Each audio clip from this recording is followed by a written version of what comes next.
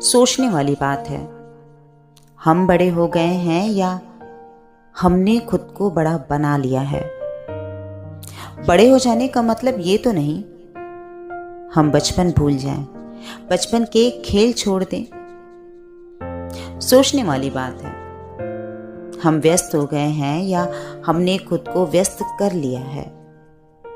व्यस्त हो जाने का मतलब ये तो नहीं अपनों को भूल जाएं, उनका साथ छोड़ दें। सोचने वाली बात है। वक्त बदल गया है या हम बदल गए हैं।